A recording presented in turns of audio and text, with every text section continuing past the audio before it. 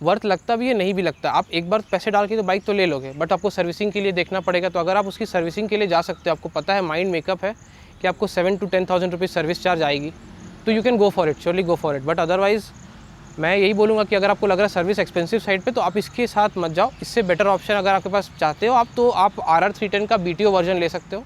तो जैसा कि आप लोग देख सकते हो कि आज फ्रेम में एक बहुत ही स्पेशल बाइक है अपने साथ, और इस बाइक का नाम है BMW G310R। इसकी 2 मॉडल आती है, G310 GS और G310R। तो आज इस बाइक के ओनर भी अपने साथ ओनरशिप रिव्यू कर रहे हैं। आज इस बाइक का सभी चीज़ें आपको बताएंगे कि इस बाइक को आपको लेना चाहिए कि नहीं, क्या चीज़ें अच्छी है, क्या चीज़ें बुरी है, स्पेशली इसकी सर्विस कॉस्ट कितनी है, क्योंकि BMW की लेबर चार्ज थोड़ी महंगी होती है। तो वीडियो को एंड तक ज़रूर से देखिएगा, आपको सभी इन्फॉर्मेशन पता चलेगी कि इस बाइक को आपको लेना है कि नहीं। एंड मैं आपको बता देता हूँ कि ये जो बाइक है ये है 2021 मॉडल एंड लगभग चली है 5000 किलोमीटर। तो यहाँ खड़ी है BMW G310R, आपको मिलवाते हैं इस बाइक के ओनर से। तो उत्कर्ष भाई आप आ जाइए। तो ये है इस बाइक के ओनर, इन्हीं से अभी पूछेंगे कि ये बाइक इन्होंने कब ली, इसमें इनको क्या अच्छा लगता है, क्या चीज़ें और अच्छी हो सकती थी, जितने पैसे इसमें डाले क्या वो वर्थ है कि नहीं। तो भैया आप थोड़ा इंट्रोडक्शन दीजिए, बताइए कि बाइक कब ली थी। जी, मेरा नाम उत्कर्ष मेहता है। मैंने ये बाइक 24 मई 2021 को ली थी, और मैंने इसमें ऑलमोस्ट 5000 पूरे किए हैं। मतलब 5000 किलोमीटर ऑलमोस्ट चला लिया है ना। तो अभी आपको ओडोमीटर पर भी दिखा देंगे कि 5000 किलोमीटर बाइक चल गई है। 5000 किलोमीटर में कितनी सर्विस हुई है? 5000 किलोमीटर में इसकी 2 सर्विस हुई है, क्योंकि वो बाइक 1 साल हो गई है। इसकी 1 साल में 1 सर्विस होती है। 1 साल में सिर्फ एक सर्विस होगी 1 साल में, या फिर 1 ईयर में, या फिर पर 10,000 पे, मतलब 1 ईयर और या 10,000 में, which ever is earlier. And जहाँ तक मैंने सुना है कि इसकी जो लेबर चार्ज है वो बहुत ज़्यादा, मतलब इसकी जो सर्विस कॉस्ट है वो बहुत ज़्यादा है। जी, लेबर कॉस्ट इसकी आप बोल सकते हैं कि ज़्यादा है, क्योंकि इसके मैंने भी देखा है जब भी कि पार्ट से ज़्यादा लेबर कॉस्ट में ज़्यादा पैसा जा रहा है इसमें। मतलब सुपर बाइक वाली सर्विस है इसकी। जी, सुपर बाइक के अलावा की सर्विस है, जबकि इतनी होनी नहीं चाहिए। 310 सेगमेंट की सर्विस कम होनी चाहिए, मतलब 3 से 4 हज़ार मैक्स। लेकिन आपको इसमें लगभग 7 से 10 हज़ार की पड़ती होगी सर्विस। हाँ जी, मुझे फर्स्ट सर्विस जो मुझे हुई थी वो 7000 की पड़ी थी, और सेकंड सर्विस भी ऑलमोस्ट उतनी की ही पड़ी है। मतलब 7000 8000 पड़ती है। और प्लस यहाँ से आपको रांची लेके भी जाना, वो इसके कौन सेक्शन में है, ज़्यादा है। तो जैसा अभी हम लोग जो शहर में जमशेदपुर, वहाँ इसकी डीलरशिप है नहीं, तो भैया को इस बाइक को लेके जाना पड़ता है रांची, वहीं उसकी डीलरशिप है। और वहाँ पर भी जाने में मतलब आप पेट्रोल का भी कॉस्ट जोड़ लीजिए ऑलमोस्ट 1000 रुपये तक, और सर्विस 7-8 हज़ार रुपये। तो जैसा मैंने आपको ऑलरेडी बताया है कि BMW की वाकई में सर्विस महंगी है। चलिए अब आपको दिखाते हैं कि कितना ये किलोमीटर चली है। तो थोड़ा भैया इसका ऑटो लाइएगा। तो एग्जैक्ट 4804। तो यहाँ आप लोग देख सकते हो कि बाइक चली है 4804 किलोमीटर, मतलब वही आप लोग समझ सकते हो 5000। तो जो इस बाइक को 5000 जिन्होंने चला लिया है उनको तो पता चली कि क्या चीज़ें अच्छी है इसमें, क्या चीज़ें नेगेटिव है। तो भैया एक चीज़ बताइए कि इसका जो इंजन है वो है RR 310 वाला। जी, तो RR 310 क्यों नहीं लिया? जी, पॉइंट ये ना कि ये इंजन जो है ये TVS और BMW की तरफ से कोलैबोरेशन में डेवलप्ड है, जो कि BMW ने इस इंजन को बनाया है, और उनकी मैन्युफैक्चरिंग हो रही है TVS के प्लांट में। तो इसीलिए मतलब जो हार्ट ऑफ द इंजन है, जो सब कुछ है, जो टेक्नोलॉजी शेयर किया उन्होंने, वो खाली TVS के पास जाती है। TVS मैन्युफैक्चर करके देती है। TVS is just behaving as a manufacturer for that BMW। इसीलिए तो, और BMW का बाकी ट्रस्ट भी है।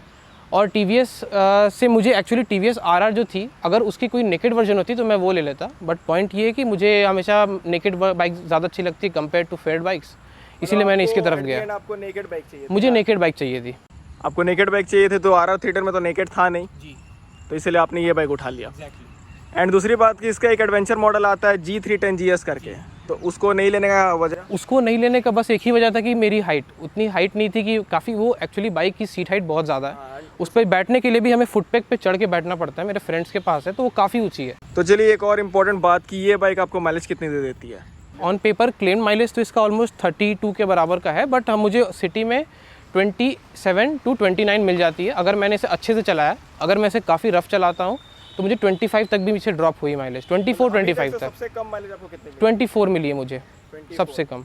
और सबसे हाईएस्ट? सबसे हाईएस्ट मैं जब यहाँ से रांची गया था सर्विस कराने के लिए, मुझे 32 मिली थी उस समय। तो माइलेज आप लोग जान सकते हो कि माइलेज ठीक है, इसका माइलेज में उतना कोई प्रॉब्लम है नहीं। एंड एक और बात है कि RR 310 मैंने चलाया, इसको उतना नहीं चलाया, लेकिन RR 310 में इंजन हीटिंग का इशूज़ है, तो इसमें है? इंजन हीटिंग का इशूज़ RR 310 के BS4 वाले मॉडल में भी था, और इस वाले में उन्होंने बोला है कि सॉल्व किया है। मुझे एज सच उतनी ज़्यादा तो नहीं आई, बट हाँ जब तक पूरी मतलब बम्पर टू बम्पर ट्रैफिक में बहुत, हाँ उस समय ही सिर्फ हीटिंग की इशू आती है। हीट पूरी करती है, हीट होती है, बहुत ज़्यादा हीट होती है, बट देन जब रेडिएटर फैन किक होता है तब हमें हीट डिसिपेट होते हुए फील भी होती है हमारे लेग्स के पास में, तो वही एडवाइजेबल होता है कि इसे कभी हाफ पैंट वगैरह में मत चलाइए। मतलब ऐसा नहीं कि फ्लिप फ्लॉप चप्पल में चला नहीं, बिल्कुल नहीं, वो कीजिएगा तो पैर में लगेगा, आपको ज़रूर फील होगा कि कुछ हीट हो रहा है। हाँ, तो हीट मतलब ये बाइक होती है, ऐसा नहीं है कि सिर्फ KTM की बाइकें हीट होती है, ये भी हीट होती है। यहाँ पर आप लोग देख सकते हो कि इसका जो इंजन है वो रिवर्स इंक्लाइंड है, मतलब नॉर्मली इंजन ऐसे होता है, इसका इंजन ऐसे है, DOHC ये सेटअप है। तो ये तो बात होगी इसकी माइलेज की, और यहाँ पे मैंने आपको बताया इंजन हीटिंग की। एंड एक सबसे इम्पोर्टेंट बात कि ली कितने में थी? ली इसे मैंने उस समय एग्जैक्टली 3 लाख में थी, बट एग्जैक्ट 3 लाख मुझे लग गई थी। बट अभी उसके बाद फिर काफ़ी ज़्यादा प्राइस हाइक हुआ, और उस समय हमारा जमशेदपुर का RTO भी 6% पे चलता था। अभी हमारा RTO का प्राइस हाइक होकर 9% हो गया, तो अभी इसकी दाम ऑलमोस्ट 3.4-3.5 हो गई है। बाइक लॉन्च हुई थी तो महंगी थी, फिर दाम कम हुई, फिर करेक्ट, BS4 में इसकी दाम 2.99 लाख थी, BS6 में जब ये लॉन्च हुई इसकी दाम 2.45 लाख हो गई, देन वापस से अब ये आगे की तरफ जा रही है, तो 2.65 अभी करेंटली प्राइस इसका है। मतलब ऑलमोस्ट आपको 3 लाख रुपए पड़ा था ना ये बाइक? 3 लाख रुपये। ओके, तो ये यहाँ पे तो हम लोगों ने बाइक का आपको ओवरऑल इंट्रोडक्शन दे दिया। अब बात करते हैं कि क्या चीज़ इसमें अच्छी है, क्या चीज़ें और अच्छी हो सकती थी, एंड लास्ट में ये पूछेंगे कि जितने पैसे डाले क्या वो वर्थ है कि नहीं। तो बाइक का ओवरऑल तो आप लोगों ने जान लिया, अब थोड़ा बात करते हैं कि क्या चीज़ इसमें अच्छी है। थोड़ा पूछते हैं कि कितना टॉप स्पीड अभी तक से इन्होंने भगाया, कितना पावर, और मतलब और दूसरी बाइक से इस सेगमेंट को कंपेयर करके देखते हैं। तो भैया बताइए कि कितना टॉप स्पीड भगाया अभी तक से? मैंने तो इसे हाईएस्ट 147 ले गया है, 147 टच किया था मैंने। टाटा से रांची वाले रूट पे? नहीं, वो घाटशिला वाले रोड पे। तो यहाँ टॉप स्पीड का हम लोगों ने आपको बताया, तो बताइए कि इसका पावर परफॉर्मेंस कैसा लगता है? कहीं ऐसा नहीं लगता कि कम है? नहीं, पावर परफॉर्मेंस ही जो ये चीज़ है इसकी काफ़ी ज़्यादा इंप्रेसिव है। इंजन BMW ने काफ़ी रिफाइंड बनाया है इसका, इतना रिफाइंड बनाया है कि मतलब वाइब्रेशंस को अगर बात छोड़ दिया जाए तो पावर टू परफॉर्मेंस इसकी बहुत अच्छी है। इसकी पावर टू वेट रेशियो भी काफ़ी अच्छी है इस बाइक के, 34 हॉर्स पावर की है एंड 28 Nm की टॉर्क है इसमें, जो कि काफ़ी मतलब लो एंड से ही आपको फील होने लग जाएगा कि टॉर्क बहुत ज़्यादा है। मिड रेंज इसका काफ़ी अच्छा है। टॉप एंड फील होता है कि ये बाइक में लैग है? नहीं, लैग इस बाइक में नहीं फील होगा। आई मीन आप नॉर्मली हाईवेज़ पर, हमारे हाईवे इंडिया के स्पीड लिमिट 120 तक है, तो अगर आप हाईवे पे 80 to 100 या 100 to 120 चलोगे तो आपको आराम से इस बाइक से अच्छा माइलेज भी मिलेगा, पावर भी अच्छा मिलेगा, और पुल भी समय मिलेगा। बिल्कुल नहीं, स्ट्रेस वाली फील मुझे नहीं आई जब मैं रांची तक ले गया था इसे। अब एक बात आप और बताइए कि ये तो हो गई इसकी इंजन की बात, टॉप स्पीड की बात, और क्या चीज़ इसमें अच्छी है जो कि आप रिकमेंड करो कि ये बाइक लेना चाहिए किसी को? जी, इसकी हैंडलिंग, हाई स्पीड स्टेबिलिटी काफ़ी अच्छी लगी मुझे। अगर हाँ, वो तो USD फोक्स है। टायर भी आप लोग देख सकते हो, फ्रंट में 110 है, पीछे है 150, तो आपको हाई स्पीड स्टेबिलिटी भी काफ़ी अच्छी मिलती है। तो और कुछ बताइए भैया कि क्या चीज़ और अच्छी है इसमें? जैसे कि आप जब बैठते हो बाइक पे, जैसे बहुत सारी बाइक्स होती है जिसमें बैठोगे तो आपकी जो टैंक है वो काफ़ी ज़्यादा मतलब नीचे होती है, किसी में ऊपर होती है। इसमें जो टैंक आप बैठते हो ना, तो वो जो सिटिंग पोस्चर, जो राइडिंग ट्रायंगल बनता है, वो काफ़ी ज़्यादा प्रॉपर बनता है, जिसमें कि आप लंबे राइड तक चला सकते हो बिना स्ट्रेस किए हुए। आप खुद भी स्ट्रेस नहीं होगे, गाड़ी तो स्ट्रेस होगी नहीं, बट लॉन्ग राइड्स पर अगर आप जाते हो तो 100-120 किलोमीटर्स, 150 तक आप बिना रुके चला सकते हो। ये सबसे अच्छा कंफर्टेबल पॉइंट है इसका। तो यहाँ आप लोगों ने जान लिया कि हैंडलिंग भी इसकी अच्छी है, फिर इसकी परफॉर्मेंस भी अच्छी है। एक बात अभी जानते हैं कि क्या ये पिलियन के लिए सही है कि नहीं, तो बताइए। नहीं, पिलियन के लिए जैसा मैं बोलूँगा, मेरे जितने फ्रेंड्स लोग बैठे हैं अभी तक गाड़ी पर, पिलियन के लिए इसमें कौन से प्रोज बस इतना है कि सीट की जो कुशनिंग है वो टॉप नॉच है। सीट की कुशनिंग की अगर छोड़ दी जाए बात, उसके बाद पीछे वाले आदमी को इशू ये बात का होता है कि उसके फुटपैक्स में काफ़ी ज़्यादा वाइब्रेशंस आते हैं। अब वो क्यों आते हैं मैं वो दिखाता हूँ। फ्रंट के फुटपैक्स आप देख सकते हैं, ये रबर वाले हैं, ठीक है, और पीछे वाले फुटपैक्स जो है ना, वो सीधा कोई भी पैडिंग नहीं है इसमें, मतलब डायरेक्टली स्टील दे दिया, डायरेक्टली स्टील है, इसीलिए इसमें वाइब्रेशंस काफ़ी ज़्यादा आते हैं। मेरे फ्रेंड्स ने कंप्लेन की है कि इस साइड से वाइब्रेशन ज़्यादा आते हैं compare to that side. Maybe यहाँ पर साइलेंसर है, इसी के चलते ज़्यादा आती होगी। तो बाइक के प्रोस फैक्टर आप लोगों ने जान लिया। अब बढ़ते हैं कि क्या क्या चीज़ें उसमें और अच्छी हो सकती थी। ओनर के अकॉर्डिंग अगर देखा जाए तो ओनर को क्या क्या चीज़ें कमी लगती है वो भी जानने की कोशिश करते हैं। तो भैया बताइए कि इसमें क्या चीज़ें आपको लगती है कि जो कम है? जैसे कि अगर मैं इसको 390 ड्यूक से कंपेयर करूं तो उसके अकॉर्डिंग उसमें पावर कम है जी, उसमें 43 bhp, इसमें 34 है। करेक्ट। तो 390 डिस्प्लेसमेंट ही ज़्यादा है। हाँ, डिस्प्लेसमेंट भी ज़्यादा। तो 390 आपने चलाया है कि नहीं? मैंने 390 एक बार ट्राई की थी, ड्यूक ट्राई की थी, RC नहीं कभी चलाई है मैंने। तो उस हिसाब से आपको लगता है कि 390 लेना चाहिए था, इसको नहीं लेना चाहिए था? देखिए, मुझे KTM की तरफ मैं कभी ज़्यादा मतलब बायस था नहीं KTM की तरफ, मुझे उतनी ज़्यादा बाइक्स उसकी वो कभी होती नहीं थी। बट पॉइंट ये था ना कि अगर इस बाइक की आप यूट्यूब में ड्रैग रेसेस और भी देखेंगे तो अगर KTM 390 भी है तो इनिशियल में ये बाइक कुछ दूर तक आगे निकल जाती है। एक बार इनिशियल में आगे निकल गई, उसके बाद भी बट फिर वो KTM उसको वो मेकअप हो जाती KTM से, और KTM तो रेस जीत जाएगी। बट ये है कि इनिशियल में ये काफ़ी अच्छे से पुल ले लेती है। इनिशियल का पुल बहुत अच्छा है इसका। तो ये तो बात हुई 390 से, जब आप इसको कंपेयर करते हो तो आपको कैसा लगता है? तो भैया बताइए कि क्या चीज़ में अच्छी हो सकती है? सबसे पहले तो इसका लेबर चार्ज बहुत महंगा है। देखिए इसकी पार्ट्स की जो कॉस्ट है, अगर कौन सेक्शन में बात किया जाए तो जहाँ पर इसकी सर्विस प्रो में भी आती है, प्रोज में इस तरह से आती थी कि हमें बाकी गाड़ियों की सर्विस साल भर में 1 से 2 बार लेनी पड़ती है, हर 6 मंथ्स या 1 ईयर। इसकी 1 साल में 1 सर्विस होती है। वो अच्छी बात है कि हमें ज़्यादा सर्विस के लिए हैसल नहीं करना पड़ता है, लेकिन 1 साल में पूरा पैसे वसूल 1 साल में पूरे पैसे वसूल हो जाते हैं। उसके बाद भी अगर कहीं कुछ ज़्यादा हुआ, ऊंच नीच हुआ या कुछ आपको चेंज कराना है या कोई भी पार्ट्स की कॉस्ट, इवन इनफैक्ट ये जो ब्रेक लीवर है, ये एक single clutch lever, brake lever, ये सबकी कॉस्ट 4500 है, एक लीवर की कॉस्ट। एग्जैक्टली मेरे उस तरफ की ब्रेक लीवर ब्रेक हो गई थी तो मैंने उसे वेल्ड किया है, वो ज़्यादा बेटर ऑप्शन लगा, क्योंकि एक तो रांची जाना इज़ अ डिफ़िकल्ट थिंग और उसके बाद फिर वो कॉस्ट तो काफ़ी ज़्यादा है ही। पार्ट्स की एबिलिटी होगी नहीं, वो अलग लफड़ा। हाँ वो तो एक है। मतलब लेबर चार्ज इसके वाकई में काफ़ी एक्सपेंसिव। जी लेबर चार्ज बहुत एक्सपेंसिव है। और दूसरी कुछ बताइए कि और क्या अच्छी। और इसमें कॉन्स ये है कि जो पीछे वाले लोग बैठते हैं, मैंने ये जितने पार्ट है ना ये सारे एक्सेसरीज में लगाए हैं। पॉइंट ये आता है ना कि इसमें पीछे में कुछ भी नहीं आती, ये पूरी नेकेड गाड़ी आती है। इवन पीछे से भी ये टायर हगर नहीं आता है, साड़ी गार्ड नहीं आता है, कुछ भी नहीं आता है। तो अब इसमें क्या होता है ना, बरसात के दिनों में अगर मैं गाड़ी चलाऊँगा तब उस पीछे वाले आदमी, अगर कोई पीछे बैठा है तो वो पूरी तरह से पीछे से भीग जाएगा। अदरवाइज अगर मैं ही अकेले बैठा हूँ ना तो मैं भी भीग जाऊँगा, इतना ज़्यादा पानी। पीछे में पूरा आपने एक्सेसरीज लगाया है? जी पीछे में वो पूरा एक्सेसरीज लगाया हुआ है। तो एक्सेसरीज लगभग आपको कितनी की पड़ी थी? वो मुझे खाली 600 की पड़ी थी, वो मैंने TVS के शोरूम से ली थी। तो आप लोग देख सकते हो कि इसमें आपको सारी गार्ड ये सब कुछ नहीं मिलता। ऑफ कोर्स सी बात है कि सारी गार्ड मिलेगा भी नहीं इसमें, ये उस टाइप की बाइक नहीं। आई मीन साड़ी गार्ड एक है जो ग्रिल वाली आती है, वो दी थी, बट मुझे उन्होंने नहीं दी थी, उस समय स्टॉक में उनके पास नहीं थी, इसीलिए मैंने तब तक के लिए ये लगा लिया था। तो बट फिर मैंने चेंज नहीं किया उसे। तो आप लोग देख सकते हो कि पिलियन के अकॉर्डिंग इसमें आपको थोड़ा सा एक्सेसरीज डालना होगा, नहीं तो आप पूरे पीछे से भीगोगे। तो ये इसका प्रॉब्लम, एक पिलियन वाला, एक लेबर कॉस्ट वाला।